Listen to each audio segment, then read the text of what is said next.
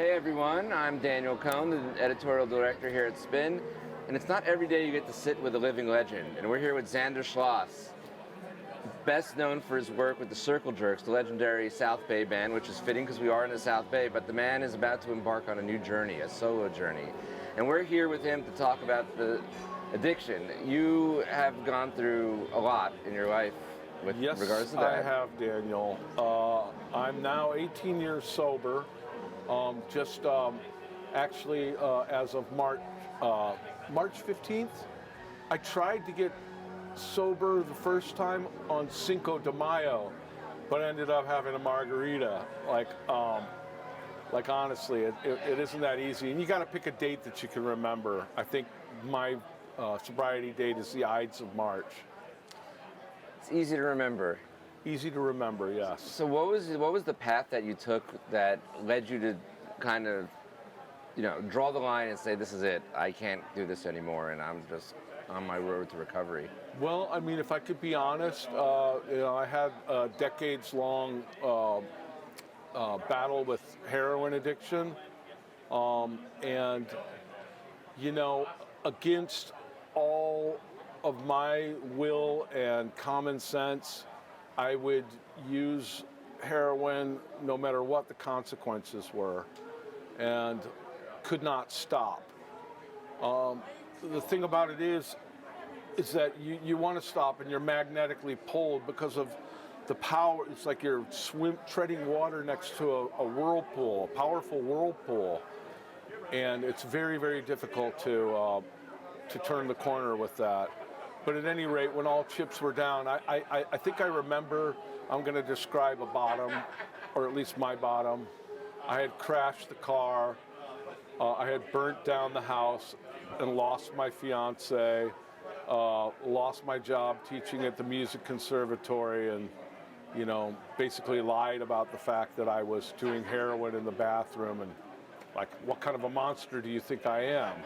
Well, the kind of monster that would, go into a 10-foot cubicle with a child and teach him, how to play guitar, and the kid's crying. I'm like, I don't know what's the matter with little Johnny or little Susie, but maybe, it's like, maybe consider that kids have the intuition to know that something is terribly wrong with this person, but I couldn't stop. At any rate, despite all those consequences, I kept on going. I found myself waking up in the morning, and I would immediately, upon opening my eyes, start crying.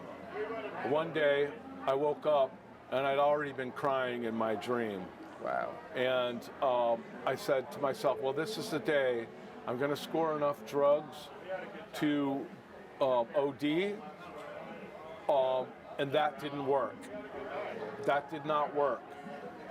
And so I decided to make a call to somebody, and they, I had talked to my fiance at the time, who had 30 days sober because she was able to do it and I wasn't. She said, don't come home. I revealed to her that I'd been using drugs. And so I had no place to go. I made the call. Music Cares put me in rehab the first time, and I made the call, and they said, Music Cares is out of funding for you. I was like, oh my God, I'm going to die on the streets. I don't want to die this way, and I'm afraid of doing something different, the unknown, into the wilderness, which is recovery. He said, stay by the phone. There was a man named Bob Forrest, who was at the time working for Music Cares, and a former band member of mine in Thelonious Monster. I waited by the phone, and I got a phone call. He said, go with the clothes on your back to this location. Don't go home. Don't go anywhere. We got a bed for you. And what I did was I went there. I got as high as I could, but I stayed for 30 days. And when I called my fiance at home, I said, hey, baby, I've finished my 30 days. I'm going to be coming home. And she said, well, if you come home, I'm moving out. And so I said, okay. I guess my sponsor was right. Go to sober living. And when I got done with sober living, she had taken the ring off. You know what I mean? I got a job working on the main floor of Guitar Center. where everybody and their brother who knew me from my 40-year tenure in the music business would see me as a worker amongst workers selling guitars on the main floor. And I stayed there, and I went to meetings every day. I got commitments at meetings. I got a sponsor, I worked the steps. I did everything that I was told to do. And here we are 18 years later, and I'm still here. I'm still sober. And we're glad you are. That's a powerful story. And my dreams are coming true. You know, I tell people, keep turning corners, keep turning corners.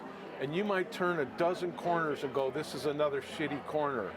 But at some point, you're going to turn a corner, and it's going to be a good one.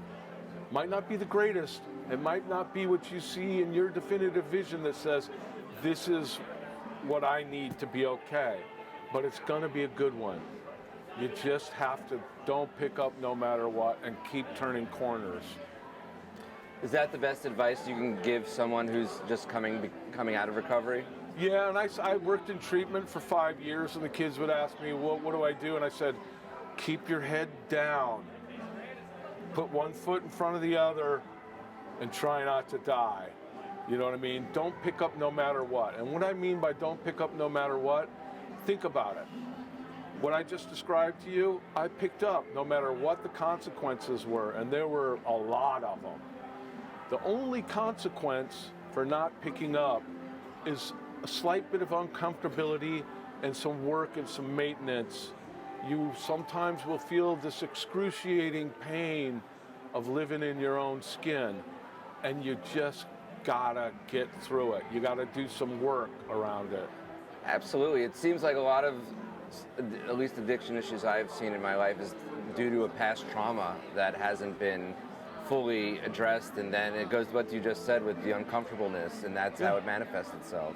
Yeah, and get whatever help you need. Like, you know, some people are staunch conservatives about, like, well, all you need to do is the 12 steps.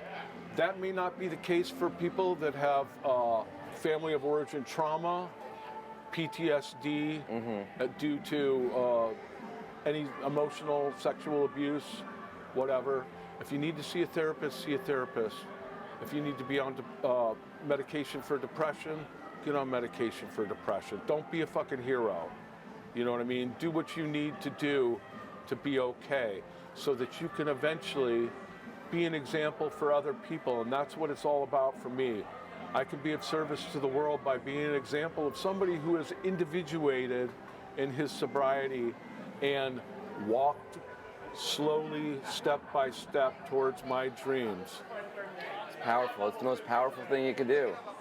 It's very powerful, and I've seen it in the works when there are people you don't even know that you say something, or they see you perhaps at a festival where everybody else is drinking, and you're obviously drinking soda water, and they think to themselves, that guy Zander, who I admire so much, who has done so many cool things, doesn't need drugs or alcohol to be a great personality and, you know, like vibrant and creative. This is how I'm spreading the message.